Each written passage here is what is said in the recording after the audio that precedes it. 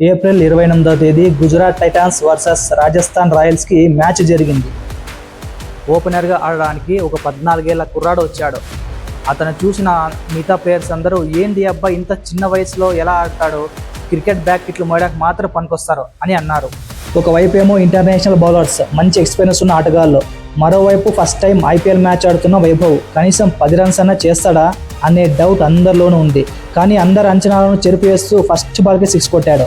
Stadium మొత్తం దద్దరిల్లిపోయింది. వైభవ్ వీరబాదుడుకు స్టేడియంలో ఉన్న వారందరూ కన్నారుపకుండా చూస్తున్నారు. కేవలం 17 బాల్స్కే హాఫ్ సెంచరీ చేసుకున్నాడు.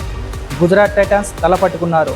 వీడిని మనం చాలా తక్కువ అంచనా వేశాం అని బౌలర్స్ అందరూ కలిసి సీరియస్గా డిస్కస్ చేసి మరీ ఆచితూచి బౌలింగ్ వేశారు. కానీ అక్కడ ఉన్నది వైభవ్ సూర్యవంశీ.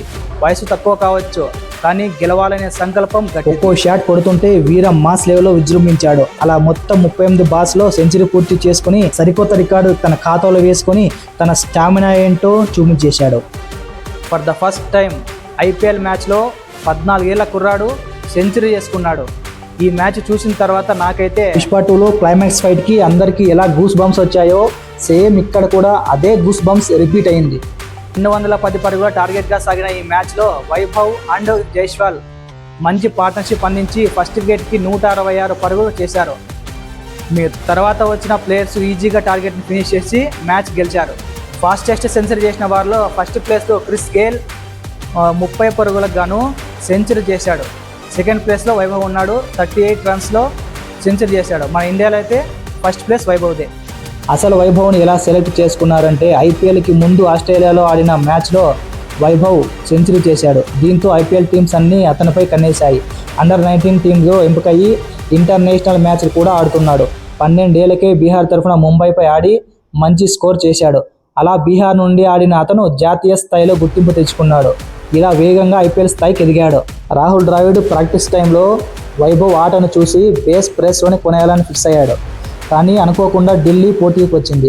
అయినా కూడా రాజస్థాన్ ఏమాత్రం తగ్గకుండా రౌండ్కి పెంచుతూ పోయింది. ఇటువైపు ఢిల్లీ ఓనర్ కూడా వైభవ్ గురించి తెలుసుకుని నాకు వైభవ్ కావాల్సిందే అని ఏమాత్రం తగ్గకుండా రౌండ్కి 5 లక్షలు ఇచ్చి మరీ పెంచుకుంటూ వెళ్ళాడు ఢిల్లీ ఓనర్. రాహుల్ మాత్రం నేను ఏమాత్రం తగ్గనంటూ కోటి దాటినా పర్లేదు అని చెప్పేసి రాహుల్ కూడా పెంచుకుంటూ వెళ్ళాడు. అనుకున్నట్లుగానే కోటి దాటేసింది. ఢిల్లీ డ్రాప్ అయింది. కోటి 10 లక్షలు ఇవ్వడానికి ఢిల్లీ ఇష్టపడలేదు. చివరకు 14 ఏళ్ల వైభవ్ని కోటి 10 లక్షలు ఇచ్చి మరీ రాజస్థాన్ రాయల్స్ సొంతం చేసుకున్నారు. వైభవ్ దక్కగానే రాహుల్ మొహంలో సంతోషం కనపడింది. వైభవ్ సూర్యవంశీని కోటి 10 లక్షలు పెట్టి ఎందుకు కొంటున్నారని చెప్పేసి అందరికీ ఆశ్చర్యం వేసింది. కానీ వైభవ్ సూర్యవంశీ స్టామినా ఏంటో రాహుల్కి బాగా తెలుసు. ప్రతి విజయం వెనుక ఒక కన్నీటి గాథ ఉన్నట్లుగా వైభవ్కి కూడా ఒక కన్నీటి గాథ ఉంది. వైభవ్ తండ్రి ఒక రైతు. చిన్న వయసు నుండి వైభవ్కి క్రికెట్ అంటే ఎంతో పిచ్చి. అంతే బాగా ఆడేవాడు.